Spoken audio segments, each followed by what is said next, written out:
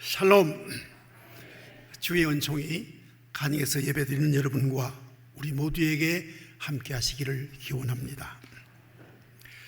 한 의료 잡지에는 이런 기사가 났습니다. 만약 우한폐렴의 치료약이 3년간 나오지 않는다면 전염을 대상은 약 1억 명, 그리고 이 병으로 죽을 사람은 한 5천만 정도가 된다, 이렇게 보았습니다. 각계에서 보는 시각은 또 다릅니다. 왜 이런 우한폐렴이 왔는가? 이것은 자연과학계에서는 인간과 동물의 세계, 자연의 세계의 경계가 허물어졌기 때문이다, 이렇게 원인을 보고 있습니다. 또 진화론자들은 이제 가면 갈수록 삶의 패러다임이 진화하기 때문에 이러한 계기를 통해서 진화된 새로운 인류 패러다임이 오기 위한 원인이 있다, 이렇게 봅니다. 또 이런 생각을 갖습니다. 미래학자는 이제 삶의 구조, 이를테면 집합 구조에서 점차 개체 구조로 바뀌어가는 그러한 상황이 있다. 그러기 위해서 온 하나의 사건이다, 이렇게 원인을 말하고 있습니다. 그러나 막상 이 우한폐렴에 걸린 사람들은 너나 할 것 없이 이렇게 말합니다. 억울하다. 내가 왜 이 병에 걸려야 하느냐. 또 혹 이 병은 나의 죄가 아닌가, 혹은 우리의 조상죄가 아닌가 하는 인과적 고통을 당하고 있다고 합니다. 여러분, 오늘 본문의 말씀에도 똑같은 사건이 기록되어 있습니다. 만약 주님께서 여기 계셨더라면, 주님, 우리 주 예수 교회는 환자가 한 사람도 없습니다. 환자가 있는 교회는 아마 죄를 우리보다 더 많이 지었겠지요? 이렇게 질문을 할 수가 있겠죠. 바로 그런 질문을 회중에 있는 사람들이 예수님에게 해왔던 것입니다. 주님, 생각해 보십시오. 왜 멀쩡하게 하나님의 거룩한 성전에 갈리 사람들이 들어가서 제사를 드리고 있는데 로마의 빌라도의 휘하에 있는 군사가 와서 칼로 무참히 그들을 죽였겠습니까? 아마 그들의 죄겠지요. 우리보다 훨씬 많은 죄를 지었으니까 그런 봉변을 당했겠지요. 그러므로 말미암아 하나님께 제사할 그 제물의 피를 섞음으로 하나님께 큰 불경의 죄를 지었습니다 라고 질문을 하는 겁니다. 또 한 사람이 와서 얘기합니다. 주님, 최근에 일어난 공사장에 있었던 이 노동자가 18명이나 죽은 사건 아시죠? 기혼 시내가에서 물을 끌어서 예루살렘 안에 실로암 저수지의 물을 끌어오기 위해서 토목공사를 하다가 그 토목공사를 감시하는 감시탑이 무너져서 18사람의 노동자가 죽었습니다. 주님, 그들은 당연히 그렇게 죽을 수밖에 없지 않습니까? 빌라도가 성전의 돈을 빼앗아서 그들에게 노임을 줬는데 그들은 그것을 다시 성전에 되돌려주지 않고 그 돈을 가지고 자기가 썼으니 당연히 죽어야 되는 거 아닙니까? 정말 모든 봉변과 모든 재난과 사건은 원인이 다 있군요 라고 주님께 물어봤습니다. 이때 주님은 이렇게 말씀하십니다. 아니다. 결코 아니다.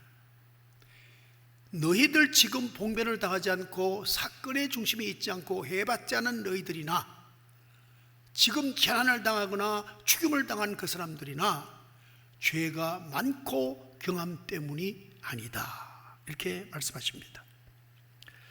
그래서 2절 말씀 보면 갈릴리 사람보다, 또 그 아래 4절 말씀, 3절 말씀 보면 이제 또 똑같은 말씀, 모든 사람보다, 이렇게 적고 있습니다. 그러니까 모든 사람보다 그들이 죄가 더 많아서, 너희들보다 그들이 더 죄가 많아서 이러한 해를 당한 것이 아니다, 이렇게 말씀을 하셨습니다. 이제 2절의 죄는 하마르톨로이, 즉 하나님에 대한 죄, 하나님을 온전히 섬기지 못한 죄지요.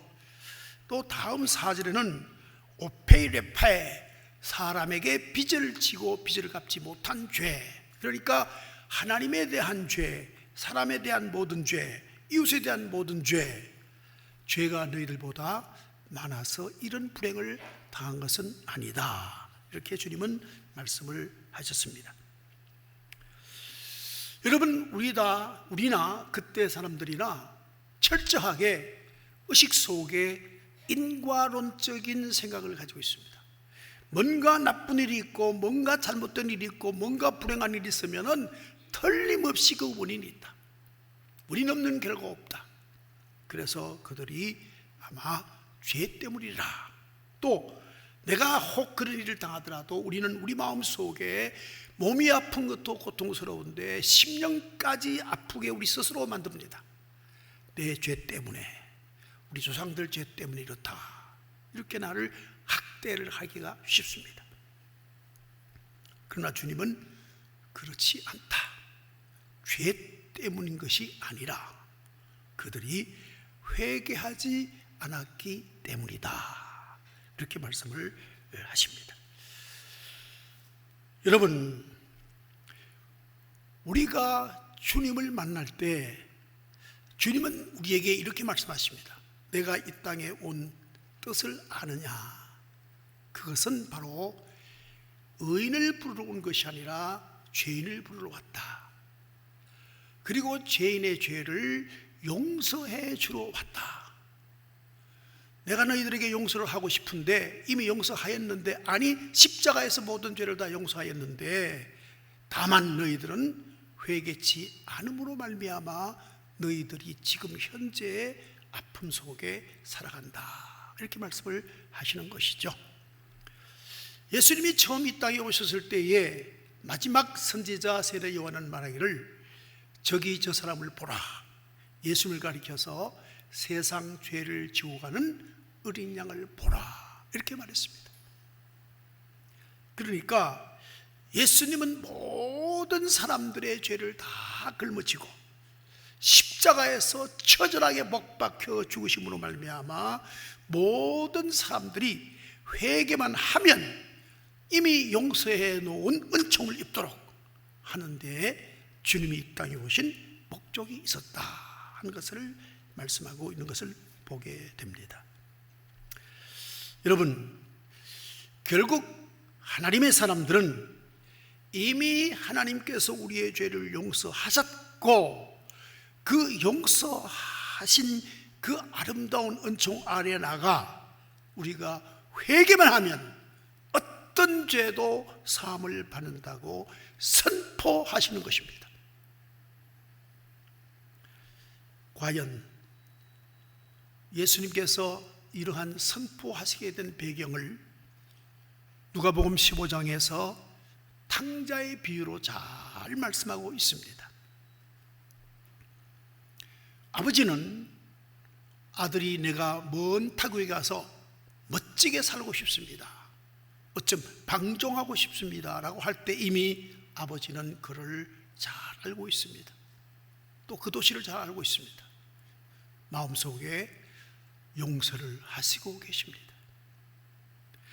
그 당시 풍습으로는 아버지가 살아있는데도 불구하고 유산을 달라고 하는 것은 큰 불경죄입니다. 그래도 아버지는 이미 용서한 마음으로 그에게 유산을 먼저 나누어 줍니다. 그는 유산을 가지고 유토피아, 즉 먼 타국으로 갔습니다. 그 타국에는 사랑이 없습니다. 철저한 이기주의만 있습니다. 자기만 사랑합니다. 그래서 그가 가서 탕진하고 나중에는 결국 동물스러운 존재로 삶의 질이 추락됩니다. 이러자 그 마음속에 아버지의 사랑이 남아있어서 내가 왜 여기서 이렇게 살아야 하느냐라고 하는 생각을 할 수 있게 되었고, 그는 다시 아버지께로 돌아갈 수 있는 용기가 생겼는데, 그것은 아버지의 사랑 때문이었던 것이죠. 당자가 의로워서가 아니고 당자가 영감이 좋아서 그런 게 아니라 아버지의 사랑이 그 안에 역사하고 있었던 것입니다. 집으로 돌아옵니다. 아직 거리가 먼 거리. 그때 아들은 아버지가 어디 있는지 모르지만 아버지는 아들의 현재 자리를 알고 뛰어나가 먼저 아들의 목을 어긋맞추면서 울면서 그를 쓸어 안습니다. 잘 봤다, 잘 봤다, 좋은 경험했다, 타국이 어떤 곳인지 잘 알게 되었을 것이다 하면서 말하기를, 동네 사람에게 내 아들이 죽었다가 다시 돌아왔습니다 하면서, 즉 끊어진 관계, 혈통적 관계에서부터 새로운 사랑의 관계로 새롭게 맺어진 아버지와 아들입니다 라고 선포를 하고, 새 가락지를, 금가락지를 끼워주고 새 옷을 입히고 그리고 새 신발을 신겼습니다. 아버지는 이미 용서하시고 계십니다. 아들이 저 먼 곳 타향으로 갈 때부터 벌써 아버지는 다 알고 있습니다. 그래서 우리가 용서하신 그분에게 우리의 죄를 고하는 것은 마땅히 해야 할 우리의 신앙의 근본일 겁니다. 저는 이러한 현장을 직접 보았습니다. 초등학교 5학년 때인가요? 6학년 때인가요? 외갓집 갔을 때입니다. 하늘은 푸르고 가을 황혼은 아름답게 지고 있는데 감나무에 빨간 감들이 가득히 주렁주렁 달려 있습니다. 그 아래서, 마당에서 어머니와 아들이 소에게 소죽을 끓이기 위해서 풀을 착두에 어머니는 대고 아들은 위에서 내려주려면서 자르는 중입니다.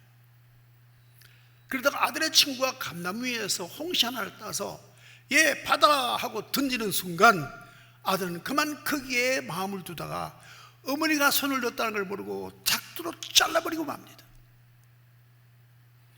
잘려진 손은 온 바닥에 팔딱팔딱팔딱 뜁니다. 잘린 이 팔에는 피가 쏟아나옵니다. 중요한 것은 어머니의 첫 말입니다. 얘야 걱정하지 마라. 얘야 절대 걱정하지 마라. 나는 괜찮다. 마음을 굳게 먹어라. 어머니는 자기 잘린 팔이 중요한 것이 아니라 아들이 이 실수로 인하여 죄책감에 빠질까봐, 마음이 아플까봐 먼저 소리치는 그 어머니의 외침, 그것은 지금도 십자가에서 우리에게 들리는 음성이 되어야 하는 것이죠. 여러분, 주님은 다시 말씀을 이렇게 말씀하십니다. 망하리라. 15절 마지막입니다. 이와 같이 망하리라. 어떻게 하면? 회개치 아니하면 망하리라 그랬습니다. 회개치 아니하면 분명히 심판이 너에게 놓여진다, 이렇게 말씀하십니다. 또 3절에도 회개하지 아니하면 다 이와 같이 망하리라 두 번씩이나 강조하고 있습니다. 그렇다면 지금 우리가 사는 이 삶의 자리, 생명이 지금 우리가 유지되는 이 시간, 이것은 무슨 시간인가? 회개할 수 있는 기회입니다. 인간이 육신으로 생명을 보존하고 있다는 것은 하나님이 주신 기회, 회개할 수 있는 기회라는 거예요. 살아있을 때 회개해라 하는 겁니다. 그리고 또 인류 전체가 멸망당하고 심판당할 날이 오는데, 그날이 곧 오리니 너희는 회개해라, 회개해라 하고 주님은 우리에게 간곡히 부탁하시는 것입니다. 확실하게 다시 알도록 하기 위해서 하나의 예화를 더 듭니다. 6절 이하의 말씀인데요, 한 사람이 포도원에 무화과나무를 심은 것이 있더니 그랬습니다. 이스라엘의 포도원에는 포도나무를 중심 식수로 심고 그 가에 이를테면 울타리 비슷하게 무화과나무를 드문드문 심어 놓습니다. 하필 무화과나무를 말씀하시는 것은 무화과나무는 이스라엘을 상징하는 나무이기 때문이죠. 막상 포도원 주인이 무화과 열매가 있는가 하고 가보았더니 무화과 열매가 하나도 없습니다. 그때 포도원 지기에 이릅니다. 내가 3년을 와서 이 무화과 나무의 열매를 구하되 얻지 못하니 찍어버리라, 이렇게 말씀합니다. 3년이란 오래오래 참을 만큼 참았다. 그런데도 무화과 나무에 열매가 없구나. 이 말은 회개를 하지 않는구나, 이 말입니다. 그리고 어찌 땅만 버리게 하겠느냐 말씀하시면서 그때 포도원 지기가 말하기를 대답하여 이르되 주인이여, 금년에도 그대로 두소서. 내가 두릅하고 거름을 줄이니 그랬습니다.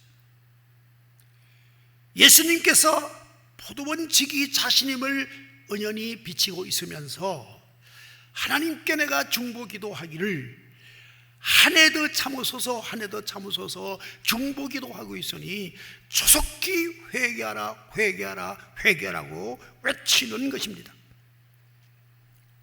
9절 이후에 만일 열매가 열면 좋거니와 그렇지 않으면 찍어버리소서 하였다 하시니라.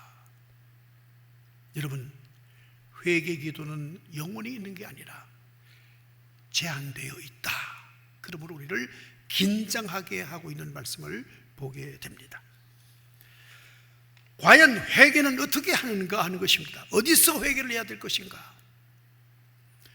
우리는 내 죄과를 알기 위해서 율법 앞으로 가야 한다고 생각을 할 수도 있습니다. 그러나 율법 앞으로 가면 갈수록 우리의 죄과만 더 크게 알아질 뿐 율법에서는 결코 우리를 용서할 만한 그러한 너그러움이 없습니다. 그러면 성전에 가서 동물 제사를 드릴까요? 이미 하나님은 제사법을 폐기했습니다. 이제는 너희들이 동물 제사를 드리려고 마당을 밟는 것도 싫다, 이제는 피냄새 지겹다 하면서 동물 제사까지도 폐기했으므로 성전에 들어가서 거룩한 성지에 가서 하나님께 회개한다 해서 회개가 이루어지는 게 아닙니다. 오직 예수 그리스도의 십자가 앞으로 가야 합니다.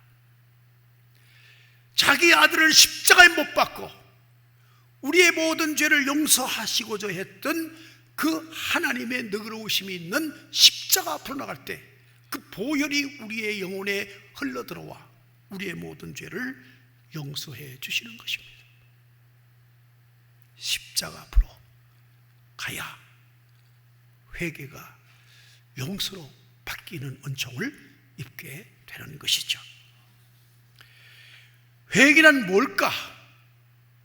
먼저 내가 죄 지음을 아는 겁니다. 하나님, 내가 죄를 지었습니다. 죄 지음을 아는 겁니다. 그리고 이 죄 지음이 잘못임을 시인하면서 마음속에 뉘우치는 마음이 있어야 합니다. 뉘우치는 마음이 있어야 됩니다. 그런 다음에는 예수 그리스도의 보혈이 내게 역사하여 확실히 용서하신다는 믿음을 가지고 있어야 됩니다. 내 모든 죄가 사해졌느니라 하는 이 용서의 선언이 내게 임한 줄로 확실히 믿어야 합니다. 그리고는 다시 기억이 나지 말아야 합니다. 만약 용서받은 죄가 기억나거든 단호히 여러분 마음속에 분명히 선포하십시오. 나는 이제는 용서함을 받았사오니 사탄아, 내게 이 죄를 다시 생각나게 하지 마라. 마지막으로, 용서함을 받은 죄는 다시 범하지 말아야 됩니다. 사람이 어찌 토해냈던 걸 다시 먹겠습니까? 그것은 개들이 하는 행위입니다. 결코 용서가 값싼 게 아니요, 예수 그리스도의 보혈로 용서함 받았기 때문에 다시는 회개하여 용서함 받은 죄를 범하는 것은, 이것은 회개의 은총을 다시 어둡게 만드는 결과를 가져오게 되는 거죠. 십자가 아래 나가고 보십시오. 예수님의 음성이 들립니다. 어떤 음성? 내가 너에게 가르친 기도를 기억하라. 무엇입니까? 내가 형제의 죄를 용서한 것처럼 내 죄를 용서해 주시옵소서라고 기도하지 않았느냐. 즉, 하나의 조건이 있습니다. 형제의 죄를 용서하고 내 죄를 가지고 주님께 나갈지라 하는 것입니다. 여러분, 우리는 창세기 50장 이하에 있는 요셉의 사건에 대해서 꿈쟁이 요셉, 이렇게 알고 있습니다. 그래서 그 꿈은 바로 이방나라 이집트라는 큰 대제국의 총리가 될 꿈을 꾼 소년, 이렇게 생각합니다. 그러나 실상은 그렇지 않습니다. 그 꿈은 무엇일까? 너는 용서하는 자가 되어야 한다는 꿈입니다. 아버지가 요셉에게, 형들에게 가서 맛있는 음식을 전해주고 목축을 하는데 고생을 한다고 격려하고 돌아오라 하고 요셉을 보냅니다. 그러나 형들은 그 동생이 온 것을 보고 오히려 시기와 질투와 정오심으로 그 동생을 물이 없는 웅덩이에 던져 넣었습니다. 이것은 죽임을 말합니다. 그러나 대상을 만나서 다시 유다의 불쌍한 마음 때문에 노예로 팔아버립니다. 보디발의 집으로 팔려가지요. 가서 노예 생활합니다. 그러다가 보디발의 아내의 유혹을 그가 이기자 보디발의 아내는 자존심 때문에 그를 감옥으로 보내버립니다. 이러한 억울한 일을 많이 당하고 불이익을 많이 당했습니다. 그러나 그는 이집트의 총리가 되어 있습니다. 가나안에 큰 기근이 들어왔습니다. 음식을 구하러 이집트로 내려갔습니다. 그때 요셉을 만났죠. 이때 그들은 요셉인 줄 모르고 이런저런 과정을 통해서 나중에 결국은 사실을 밝히게 되지 않습니까? 이때 아버지 야곱까지 왔다가 아버지가 죽습니다. 그러자 형들은 덜컥 겁이 났습니다. 창세기 50장 17절 말씀, 너희는 이같이 요셉에게 이르라. 내 형들이 내게 악을 행하였을지라도 이제 바라건대 그들의 허물과 죄를 용서하라 하셨나니 당신 아버지 하나님의 종들인 우리 죄를 용서하소서 하며 요셉이 그들이 그에게 하는 말을 들을 때에 울었더라 그랬습니다. 이게 무슨 말이죠? 요셉인 우리에게 보복하면 어떡할까? 그때 생각해낸 것이 아버지가 했던 말을 가지고 빙자하여 요셉에게 용서를 구하는 말을 하게 되는 겁니다. 여러분, 형제를 용서하자면 첫 번째, 억울함을 모두 다 마음속으로 삭혀야 됩니다. 아버지의 신몸으로 형들에게 갔는데 나를 웅덩이에 던져넣었다가 또 대상에 팔아넣고 다시 또 노예 생활 시켰다가 감옥에 가는 이러한 그야말로 말할 수 없는 비극적인 억울한 일을 당한 내 인생을 형제를 용서하기 위해서는 이 억울한 마음을 삭혀버려야, 이것이 바로 형제를 용서하는 일입니다. 두 번째는, 형제는 경쟁 상태에 있습니다. 만약 형제에게 내가 용서한다면 요셉이 왠지 모르게 패배의식에 빠져들기 쉽습니다. 그러므로 형제를 용서하자면 패배의식을 능가해야 하는 것입니다. 여러분, 베느란 영어를 아시죠? 유다 벤너, 그와 그의 친구 메살라는 함께 고향 친구입니다. 메살라가 로마로 와서 새 총독의 보좌관으로 왔을 때에 결국 유다 벤느는 로마에게 충성하지 않습니다. 협조하지 않습니다. 그러던 중에 총독의 행사가 있다가 결국 그 동생 실수로, 여동생 실수로 기왓장을 떨어뜨려서 총리를 다치게 합니다. 총독을 다치게 합니다. 이 일 때문에 그 집안은 완전히 망하고 유다 벤느는 5년간 노예선에 가서 노예 생활하고 돌아옵니다. 그런 다음에 복수로, 그야말로 원수를 갚으려고 마음속에 뜨거운 복수심에 불타고 있을 때에 예수를 만납니다. 그리고 생각을 바꾸고 정당한 게임을 제안하여 결국은 마차 경기가 나오지 않습니까? 그는 용서하기 위해서 형제에게 패배감을 다 억누르고 바로 메사라를 용서했던 것처럼 우리도 패배감을 뛰어넘어야 합니다. 그 다음엔 분노입니다. 형제를 용서하면 분노가 치밀어 옵니다. 용서했다가도 나도 모르게 어디서 피어오르는지 분노가 나올 때가 있습니다. 이 분노를 삭혀야 형제 용서가 되는 겁니다. 생각해 보세요. 아버지 말씀을 빙자해서 우리를 용서하라고 이렇게 그야말로 칠면비처럼 주장하는 그 형들을 볼 때 얼마나 분노가 치밀겠습니까? 빌어도 시원치 않는데. 여러분, 형제를 용서하고 부부간에 용서하고 자식과 아버지 간에 용서하고 이 분노를 삭혀야 하는 것이죠. 또 하나가 있습니다. 용서를 해준 자의 짐을 대신 짊어지는 겁니다. 요셉은 형들의 자녀들의 모든 삶과 형들의 삶을 다 책임지기로 약조를 했습니다. 해를 당하고 더 많은 짐을 지는 것, 이것이 형제를 용서하는 것입니다. 이런 용서하는 마음이 우리에게 먼저 있어야 십자가 아래 가서 예수의 보혈의 피로 내 죄가 용서받는 은총을 입게 된다고.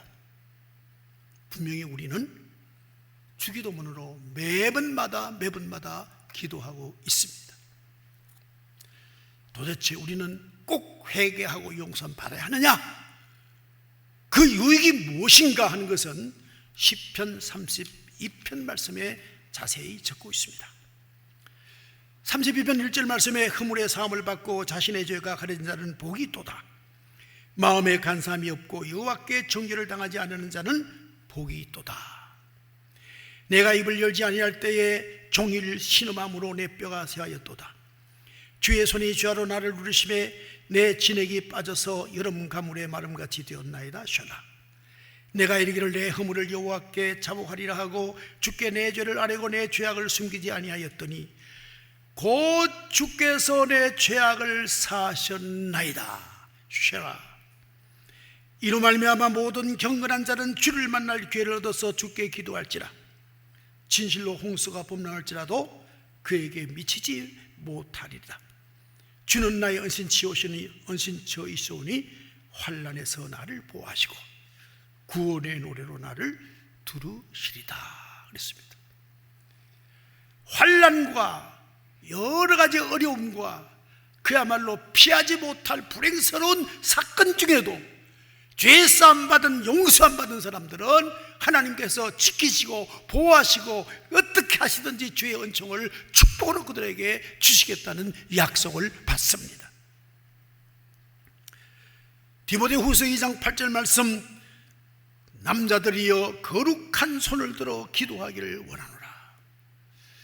용서 안 받은 사람들이 두 손을 들고 기도하면 하나님께서는 그 기도를 배매치 아니하시고 모든 간구를 들으시고 응답하시는 축복을 받게 된다고 말씀을 하십니다. 죄를 용서받지 않고 하나님께 기도해 받았자 그 기도는 하나님께서 유예, 회개하고 용서받고 기도하라. 너희가 주께 와여 기도할 때에 먼저 형제와 불화한 것이 있으면 화목하고 화해하고 와서 내게 구하라고 하신 주님의 말씀이 하나님의 말씀인 거로, 기도할 때 응답되지 않는 이유, 내 기도하는 손이 거룩하지 않기 때문이다. 여러분, 그러므로 어려운 세대, 누구도 피할 수 없는 참 곤란한 이 세대에 사는 우리는 환난이 두렵고 기근이 두렵고 병마가 두려운 것이 아니라 내 손이 얼마나 거룩해지느냐, 이 문제가 가장 두려워질 수 있는 사람이 될 때에 비로소 우리가 하나님의 은택 안으로 들어갈 수 있게 되는 것입니다. 우리는 상황을 두려워하지 말고 나와 하나님 관계를 온전히 하여 주께 은택받는 보호받는 여러분 되시기를 주님의 이름으로 축원합니다. 기도 올리십시다. 은혜로우신 아버지 하나님, 감사와 영광을 돌립니다. 우리에게 여러 가지 상황과 어려움, 여러 가지 문제가 있다 하더라도 이런 것들을 보지 말고 너의 손이, 기도하는 손이 거룩해지는가, 그리고 보혈의 앞으로 나아갔는가, 이미 용서하신 그분의 사랑 안으로 가서 회개만 하면 용서받는다는 선포를 받고 감사를 드립니다. 회개하여 신령한 심령과 깨끗한 손과 하나님을 향한 진정한 믿음이 있어 늘 하나님의 보호하심과 하나님의 늘 사랑하시는 사랑 안에 사는 우리 모두가 되게 은혜를 더하여 주시옵소서. 예수님 이름으로 기도 올려옵나이다. 아멘.